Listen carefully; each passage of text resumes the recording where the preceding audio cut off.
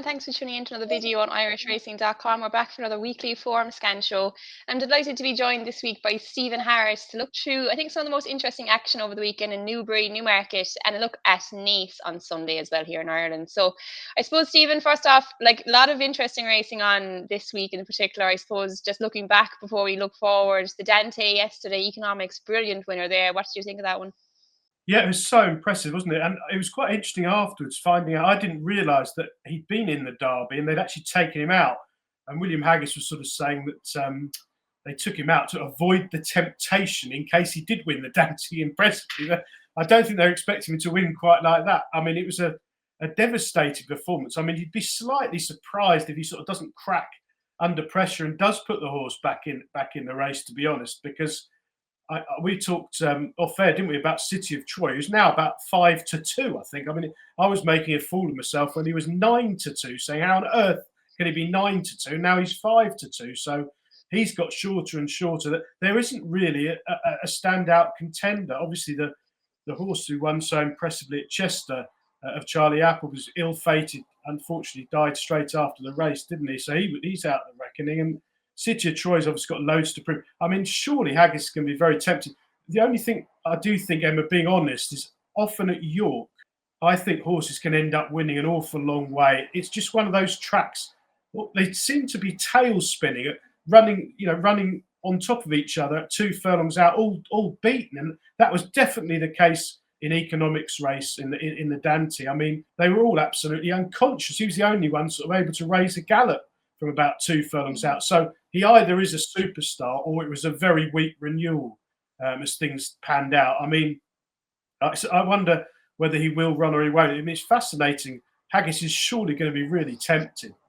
Yeah, you'd imagine so. Like it's like you alluded to there. It's such a muddling Derby picture, and like news this morning as well. Arabian Crown out of the race. So I mean that leaves it more open again. You'd imagine City of Troy will probably be shortening even after that run in the Guineas. Look, I couldn't be back in City of Troy. Economics would be very very interesting if he went there. I think I don't think they're convinced he'll stay. But look, it's probably worth rolling the dice. But kind of like you said, he was in the Derby. They took him out, and having to pay to put him back in will be a bit of a kick. But look, there's only one Derby, I suppose. So if it was me, I'd roll the dice. So it'll be interesting to see what they'll do. Interesting as well. There's blood coming out of his nostrils after he crossed the line as well. There, I think they said he might have got a knock in the stalls, but interesting to see. I didn't see any vet reports afterwards. Must kind of look into that one a little bit more. Probably might be a bit of a warning if he was going for the Derby. If you're going back, seeing blood coming down the nostrils after crossing the line is never a plus, is it? I mean, the thing with the flat is because you sort of think about these races, the Derby and stuff, and talk about them as though it's sort of months away. It's actually a few weeks away. You know, it's all so compressed into sort of 2 months, the whole flat season after the Guineas, that they've got to make sort of quick decisions. One horse I did think was worth taking out of the York meeting, it probably won't be a secret, but Andy Sight, who won a big 2-year-old race there the other day, very impressively for Carl Burke. He's supposed to be his best 2-year-old by a furlong, but they thought that he wasn't 100% fit and certainly wasn't fully wound up for that debut. There was plenty of money around for him in a very hot betting race. He only won by about an inch, but I think he's going straight to the Coventry now at Royal Ascot, and I think he is sets a really high standard. He's a very nice horse, he is, and I think he'll probably improve for this run. He's got a few weeks to get over it, and I think he's one of the horses to take from it. And also Big Evs. I was really pleased that he won. I actually backed the second, Sommelier there, who I think is a sprinter to follow as well, ran really well. But Big Ev showed that he's not a one-trick pony, didn't he? He sort of fluffed the start a bit, and I think a few people were pressing the pink button in running to lay him after that start. It's the first time he hasn't been sort of breezing along in front, but he showed his versatility. He's going to take a lot of beating in all the top races this summer. Yeah, I thought he was really impressive as well yesterday. But yeah, a few there from the track or from Stephen. But look, we'll crack into this weekend's action, I suppose, as well. Really interesting stuff in Newbury, I suppose, to start off. And I think we'll start at the first race of the day there, Saturday in Newbury. It's the Aston Park Stakes, a Group 3 over the 1.5 miles. Desert Heroes in here, 13-8 favourite in the colours of the King for William Haggis and Tom Marquand. Middle Earth is another interesting one, or I thought, for John Gosling and Oisin Murphy's in there around 4-1, and Salt Bay in there around 9-2. What was your take on this one, Stephen? Well, I thought I was leaning against the favourite, who's shortened up quite a lot since the prices come out. I saw 5-2 early in the week, but he's now about a 13-8, 7-4 chance. I'm not sure that Sandown form on his return is all that wonderful. He finished second. The third, Isra, has come out and got beaten, but did run okay since. The winner, Okeechobee, did plenty wrong in running, pulled very hard, missed the break, and still won. So whether that's a fantastic line of form, that Group 3, it was the Gordon Richards. So I was looking elsewhere. The one I like was King of Conquest, who's gone out to quite a big price. He's about 8 or 9 to 1. Charlie Appleby has had a disappointing week. He's had a couple of horses disappoint, but he's still had 6 winners in the last fortnight. 1 or 2 of his sort of crack 2-year-olds don't look like they've trained on, but this one is a 5-year-old now. He's run 12 times on the turf, 4 wins. He went to Bahrain in the winter and ran with Credit, and then he returned in May after a couple of months off, and he was in that silly race that Outbox got probably one of the best rides of the season from Holly Dawn and rather pinched it, I thought. And King of Conquest was in rear looking at the others covered up and never really got involved. I think that's a cross-out line, but he's basically progressive. This is his trip. He wants quick ground. It's going to be, I'd have thought it's going to be on the faster side of good at Newbury now, looking at the weather forecast. So I thought he was overpriced. Buick's booked. I think he'll run well. Interesting one there. I thought Desert Hero could be hard to beat here myself. It'd be interesting to see how Middle Earth will run as well, though. Trip might be a little bit sharp from on reappearance. Probably has an entry in the hard week at Ascot, sorry, and this will probably be a prep for that. One nice handicap at Ascot last year over 1.6 miles. Oisin Murphy on board. He'll probably be a prep one, but interesting to see how he shapes here. I'd probably be in the camp of Desert Hero, though. Boring enough, I'm going to stick with the favourite in the first race. But we'll go on to the 225 here in Newbury. It's the Carnarvon Stakes over the 6 furlongs. Relief Rally in here at 130. James's Delight 13-2. Pocklington 15-2. Look, I suppose we got a Group 1 winner of this last year with Shaquille. Relief Rally might be one of the more likely ones to progress onto that kind of level. She was a really, really exciting 2-year-old, I suppose, last year. She had a great win in New York towards the end of the season. Changed colours, interestingly enough, before starting off. She was stepped up to 7 furlongs last time in Newbury. Didn't quite stay that, so no surprise to see her drop back to the 6 here. Stephen, what's your take on this one? Yeah, I think it's another prices race. I thought Relief Rally was quite disappointing in Newbury. I know she didn't see much daylight, and maybe she didn't stay in the end, as you say. That's possible, but I'm always slightly wary of these horses that change hands, because you think she was such a fantastic juvenile. So impressed. I remember that last win at York. There was fortunes for her, and she just about got it done despite adversity. So she's clearly very useful as a juvenile. Just a question mark whether she's trained on at all. Slightly concerned when Haggis drops them back in trip. He doesn't normally make mistakes like that. You know, they're normally, everything's mapped out and works out perfectly well. So that would be a slight doubt. It looks 7-2 the field. The one I thought was interesting is Malk of Richard Fahey, who's having a fantastic time. I think things Fahey. All his horses at York ran well in victory and defeat. He's had 7 winners in the last 14 days. And Malk was a progressive horse. A very strong start at this trip. I thought he ran really well on his final run last season behind Big Evs, and obviously that form is very solid. I watched that run back this morning, and he finished with loads of running left in the tank. He never really landed a blow, but he crossed the line sort of very powerfully and took a bit of pulling up afterwards, which I always quite like that. Obviously, we don't know if he's trained on, but Richard Fahey doesn't send that many horses down south on a Saturday. His horses are running well. I thought at 12 to 1, he was a very interesting run. It looks a big price. We were talking again off air, weren't we, Emma, about you can tip up these horses first time out. I mean, I haven't got an in at Richard Fahey's. I've got no idea whether it's fit well or has had loads of issues and will need the run. So it's one of those horses, isn't it? Later on, close to the off, he might be 7 or 8 to 1 tight and there'll be money for him. He'll be fit and fancy. Or he might be 28 to 1 and you look an idiot for tipping him because he needs the run. And it's not today's sort of thing. He's not the class. But I do think reading the form book that he's an interesting runner on paper. Yeah, for sure. It's kind of always a difficult time this time of the year backing horses in the flat. I think it can be a little bit of guesswork at times, but kind of echo your thoughts there on Relief Valley. Maybe slightly worried. Like, I think she was quite physically mature as a 2-year-old. So how much more improvement she'll have now as a 3-year-old?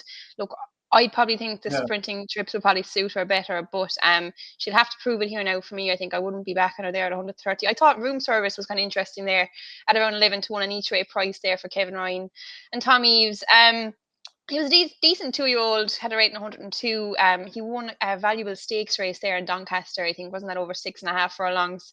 I'd probably forgive him for his last run at Doncaster. He didn't, sorry, at Newbury. He didn't jump very well that day and kind of gave himself a bit to do and faded out kind of in the end. If you can forgive him for that, I think he might be a little bit overpriced here at around 11 to 1. I think this type of contest should suit him, and Kevin Ryan is a man who can do well with this type of horse. So I'd like him there at 11 to 1. Just an each way bet in that one. But we'll go on to the 3 o'clock there in Newbury. It's the London Gold Cup. Heritage handicap over the mile and 2. Aidan O'Brien, interesting enough, won this last year, and he has the favourite in here again at Shanty at 9 to 2. He was an impressive winner last time, I suppose, but he's been well found by the handicapper since, up £10 for that. Looks to have plenty to do here, but punters will probably like him here, just coming from those connections in this type of race. Stephen, what's your take on this one? Well, I mean, he's run 4 times, Shanti. Heavy. 5 times, in fact. 4 times on heavy, once on good to soft first time out. Obviously landed the cash for them on handicap debut at Leopardstown in April. Comfortably enough, but it was deep ground. I mean, I always think with Aidan, you've seen a few of them at York this week. He did have a win at London Road, but a lot of them looked ill at ease on this much faster ground. They're great big galloping types who are all going to need a trip. And I suspect that might be the case with Shanty. I mean, I couldn't dream of backing it 9 to 2. It wasn't trained by Aidan O'Brien. If it was a small Irish trainer coming over, it'd be 25 to 1, wouldn't it? It's gone up £10 for winning a heavy ground handicap. And now it's up against all the best Newmarket yards on fast ground. So it wouldn't be for me. Again, it could be one of those horses that the heavy mob know is a 100+ horse, has got loads in hand, and they want to be on it and improve on better ground. But I rather doubt it. It's one of those horses that the firms price up on a Monday and a Tuesday and put them in 7 to 2. And I wouldn't be surprised it didn't end up 12 to 1, to be honest. Though. Perhaps with Ryan Moore on it, there'll be a market for it. The one I like was King's Gambit. Now, he's only run 3 times in his life. Harry Charlton's doing really well since he took over in his own name from his dad. He's had a winner in the last 14 days. And this one, 3 runs, all at Newbury. And I think this step up to mile 2 will definitely suit him. He got beat in a silly 5-runner race, his final start last season. Kevin Stott was up and they all finished in a heat. But he charged over the line. He definitely wants a trip. And I think he's been given a mark in the mid-90s, isn't he? In 93 he's off. And I think that's okay. I mean, I don't think it's generous, but I think he'll improve for a test of stamina. And he's probably a horse, again, popping in your trackers, I think, for 1 mile 4 in the next few weeks. He's going to be a nice progressive horse for the Charltons. Interesting one there. And they're calling the ground at the moment good to soft. Would you be predicting it to get much softer there? Like I'm here in Ireland at the moment and the weather is fairly changeable. Are they predicting much rain in Newbury, do you know?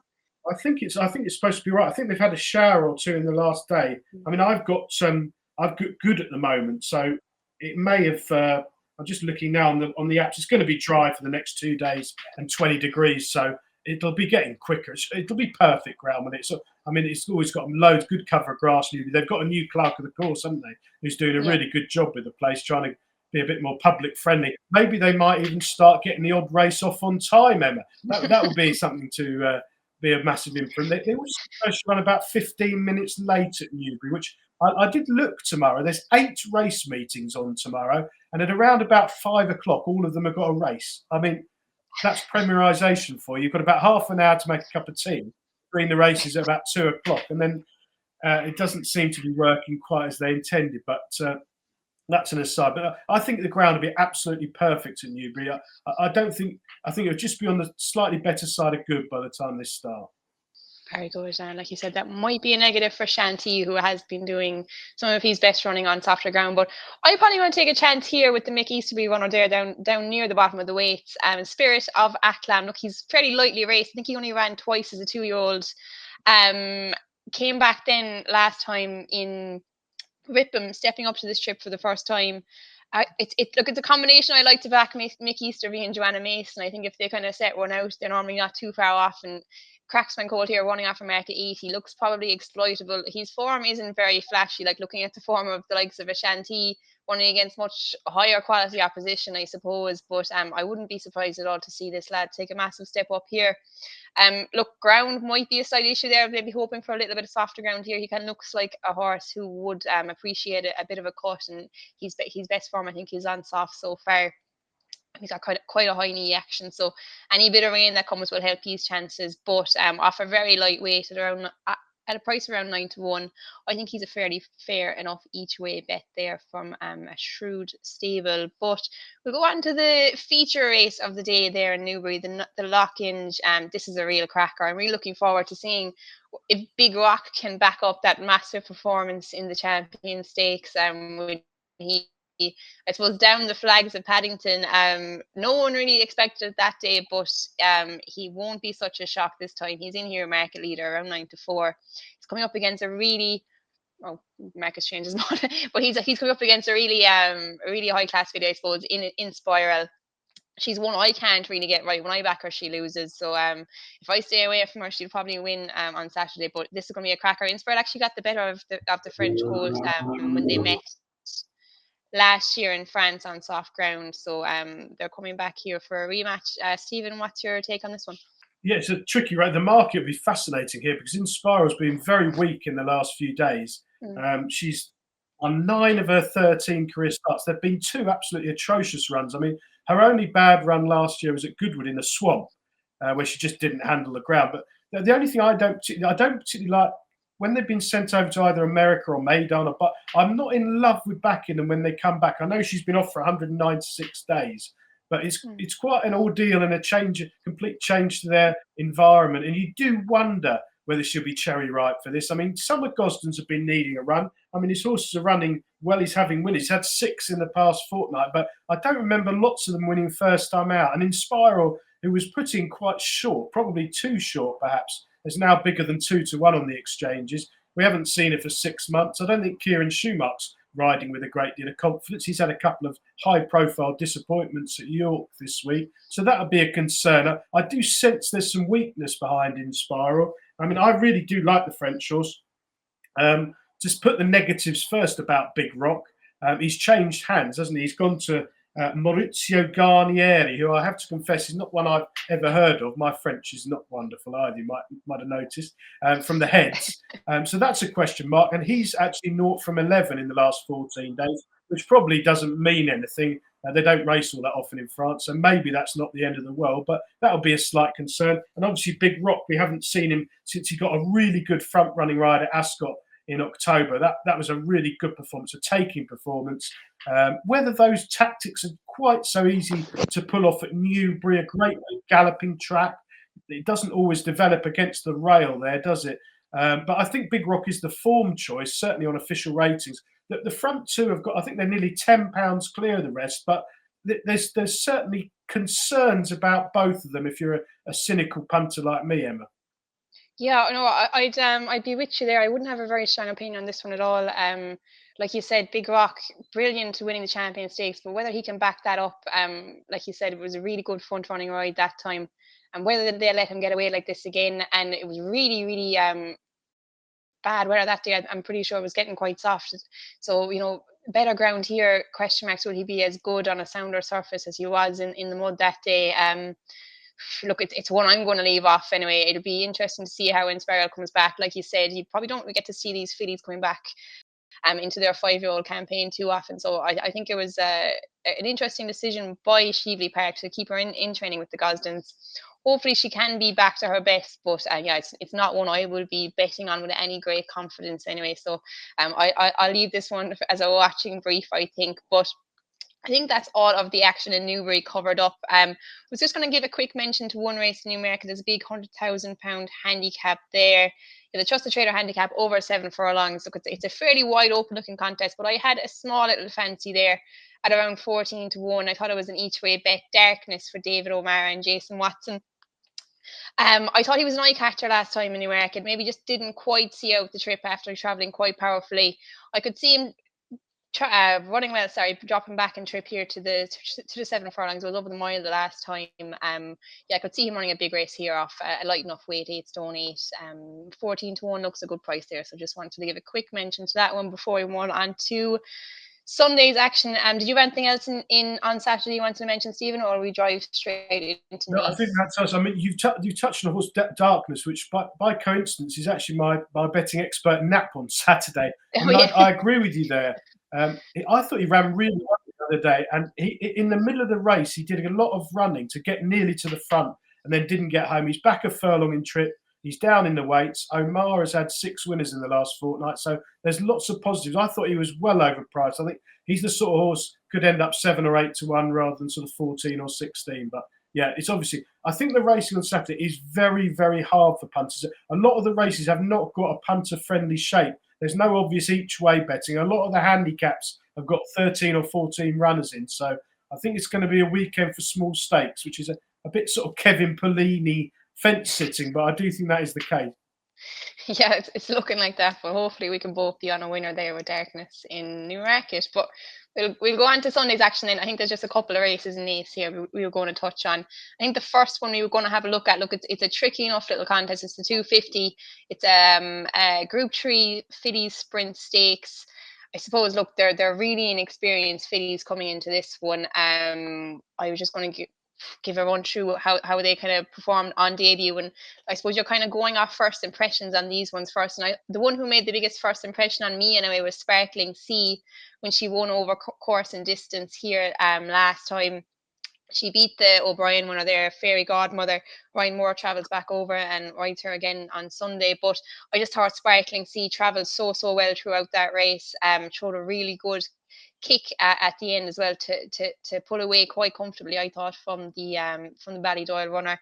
Ger Lyons was fairly favourable of her afterwards as well. I think there was talks of Royal Ascot saying that she looked like a quick filly. I suppose you can always say, I think you kind of alluded to it earlier, that the O'Brien runners will step up a lot from their first run, but I really don't see any reason why the form would be turned around at that race. And this is kind of a contest which can produce a pretty good filly, and I wouldn't be surprised if she was what I thought she was just really taking for me. Did you have a view on this one, Stephen? It's not a race I'll be betting, but I do think there's an interesting runner who's got about £13 to find on the official ratings. It's California Dreamer of Adrian Murray. These ammo racing horses are very interesting. This one was absolutely smashed in the market. Ended up going off 7 to 4 on at Dundalk for a maiden, and then bumped into one down the bottom, Usti Atoe, who absolutely trapped like a greyhound out the stalls and blitzed them, and never really got warm, California Dreamer, but did run on strongly. They're reopposing here. I think California Dreamer will definitely beat the bottom one. I think she's got a lot more potential to do better. She might need 7 furlongs in time, but I think this 6 should suit her. She steps up a furlong, and it probably won't suit the one down the bottom. So I think California Dream might not be good enough, but was a big eye catcher first time out, and it's the sort of horse could be 20 to 1 here. I haven't seen any prices. The bookmakers aren't up at the time of recording, but obviously the top yards are represented. But it is interesting, these ammo racing horses. And they've got David Egan to ride. There's one later on the card who's a very interesting runner as well. Interesting there. So interesting to see what kind of price she opens up at. Yeah, I kind of agree though. I watched that race in Dundalk actually back this morning. She kind of looks like she was a bigger filly than Donica's one, and like you said, Donica's filly broke so well that day. It's kind of always playing catch up to her. So interesting to see what price the ammo racing filly opens up at. But I'm with Gerline Sparkling Sea. I think she could be quite a nice filly for the stable. But we'll go on to the 320 then. It's the Owenstown Stud Stakes. It's a listed contest over the 7 furlongs. Look, it's a fairly competitive looking 7-runner field. We've got no prices yet, but on the tissue, I think they're looking around 2 to 1 Yosemite Valley. Yosemite Valley, sorry. 130 Tawawa, 9 to 2 Muster Reef, and Special One, and about 8 Spar those. Look, I suppose looking at the field, Yosemite Valley is probably the obvious standout one. He was due to run last week, but he was pulled out. I think the ground had gotten a little bit too quick for him. Probably be a bit more of a cutting it on Sunday. Which will be encouraging. I'd say he's probably likely to go off favourite. Stephen, what's your view on this one? Anything sticking out to you? Yeah, he's the obvious one because he's fully fit, isn't he? He's only run 7 times. As you say, he revelled in heavy ground last time out, but he's got form in the frame on good ground previously, although he did get beaten at 3 to 1 on, looking back through the form on good ground. But I don't think that's a problem. He was a pretty smooth traveller from last to first to win in April. And this looks a similar sort of contest. Again, it's a difficult race to have a strong opinion. You're up against horses first time out like Tarawa, who's been off for 8 months. We've no idea about his fitness levels. Dermot Weld, some of them have been needing a run, haven't they? I think he's had 2 winners in the last 14 days. He hasn't had that many runners. So the market will guide there. Special Wan is quite an interesting runner. It's a difficult race. I thought the Yosemite Valley set a clear standard on form, but just that slight doubt. I mean, you've got sunshine there and dry weather, I think, Emma, for the first time in about 9 months. I mean, it looks like it's sort of good ground for the weekend of flat racing now. I'd say it's probably very changeable. Like looking out the window here now, the clouds are fairly grey. It was about 20 degrees here yesterday, and then around 5 o'clock it started lashing down rain, as if it was the middle of December. So I wouldn't be too confident on saying the round is going to be any kind of way, because I'd say it could change at any moment. But yeah, I think, look, as long as there's any little bit of a cut, and as long as it's not very quick, I think Yosemite Value probably is the obvious one.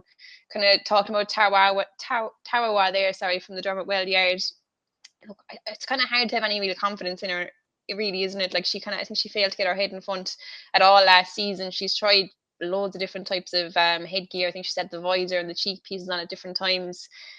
She's back to the 7 furlongs here, no headgear on. I definitely be watching her first time out. But you mentioned Special One. I do think she is really interesting there for Pat Foley. There was an awful lot of money for her there to win her maiden first time out. I think it was at over 6 furlongs, and then she was a good third, I think, in a competitive looking race behind Aussie Star at the Curragh. Look, I'd probably be watching the market. If there was money for her now, it could be interesting, but I think Yosemite Value would be very, very hard to beat here for Donnacha O'Brien. But we'll go on to the last race we'll have a quick chat about then on Sunday, and that is the Lockinge Stakes. This is a cracker. I'm really looking forward to seeing how Buccaneer 40 comes back. I think he was the second highest rated 2-year-old colt last year, behind City of Troy. Seeing how he'll progress from 2 to 3 will be interesting. Stephen, could you have any great confidence in this race? Yeah, again, I think it's a non-betting race. 7 runners again. I mean, every race seems to be 7 runners, doesn't it? So there's no each way betting, and it's got a very trappy shape. But this is very interesting. Buchanan-Foote, I really liked him. He was very progressive last season. His last defeat, there was fortunes for him, as there are with a lot of these ammo racing horses. I think he got sent off even money against Henry Longfellow. It looked a straight match, but he pulled too hard under Kevin Stott. And they've now got David Egan taking over in the saddle this afternoon after a break. Obviously, it's first time out. Has he trained or not? He's been off for 252 days, so it's quite a long break. But I think he'll appreciate the decent ground. He's quite a free-going sort. They're sticking at sprinting, which is interesting in itself. In fact, he's dropping back a furlong. That last run was at 7 against Henry Longfellow. So back to 6. They obviously think he's got loads of speed. I'd imagine he'll be fit as he's being sent over here. He's by far the most interesting runner. I mean, potentially he could be a class above these, but obviously you'd like to see the market for some of the others. What did you like, Emma? Were you keen on anything? Look, I kind of echo what you're saying there. Like the market will be interesting, I suppose. Give Me the Beat Boys for Jesse Harrington is kind of the most obvious challenger. He was a decent 2-year-old. I wasn't massively impressed by his comeback run last time, though. I think he got to step forward a lot from there. And even on 2-year-old form, Buccaneer 40 would have him covered as well. I think they've met on at least one occasion, and he's been no match for the Ammo Colt. But kind of like you said, would he train on? Always a question, I suppose. Being by Wooten Bassett, probably no reason why he would not. I think, yeah, the one in the National Hunt Stakes, the National Stakes last time behind Henry Longfellow, like you said, didn't really see the trip home. I think that's kind of what made them make the decision not to go for the Guineas, keep him at sprinting trips. And yeah, you'd hope that he can step up from 2 to 3 and kind of put his stamp on the sprinting scene this year, because he did have that kind of superstar potential last year, I thought. And realistically, if he's going to be kind of that level, I don't think anything in here should really be putting down much of a challenge to him. Like, Give Me the Beat Boys, like I said, the main one, and like the 2 O'Brien runners, Military and Alabama, were both behind him last time in Navan. So yeah, look, I think Buccaneer 40 should be winning this, and yeah, I'd be hoping he can step up and put his mark on the sprinting scene this season. But I'd imagine he'd be a very short price as well. But look, I think that's probably all the major action covered on Sunday. Thanks very much, Stephen, for all of your insight. And before we finish up, I might ask you for a nap and a next best of the weekend. Okay, well, I can't. My betting expert nap is Darkness, but I can't steal that because it looks like I've stolen it off you. You've I managed didn't to nap find him, it as so well. So I didn't nap maybe, him, so I'll give it to you. So right. So I didn't maybe, nap him, so I'll give it to you. okay, I'll stick with Darkness. Okay. I think he's definitely overpriced on a very difficult day. He's 14 to 1. I think he's got everything in his favour. I'm hopeful he'll get a really aggressive ride out the stalls and make all the running under Jason Watson. So he'd be the nap. I think probably the next best at the prices is Malk. In the 225 at Newbury. It looks a very open race. I think it's at least 4 to 1 the field there. And I really like Malk's run against Big Evs last season. And Richard Fahey is absolutely flying with 7 winners in the last 14 days. So Malk at 12 to 1 would be the next best. Interesting ones there. I think I'm going to go for the nap. It's not going to be very exciting. It's going to be Desert Hero on the Aston's Park Stakes. I'd be disappointed if he can't step up on his reappearance there and land that one. And my next best then will be Spirit of Aklam in the London Gold Cup and the 3 o'clock in Newbury for Mick Easterbury and Joanna Mason. I think 9 to 1 is a fair enough price about him, and I think a mark of 80 looks fairly exploitable there. So look, we leave it there. Stephen, thanks very much for all of your insight and tips. Anyone who liked the show, make sure to like and subscribe, and we'll be back on Monday with Johnny Ward to review all of the action. But thanks very much, Stephen, and chat soon.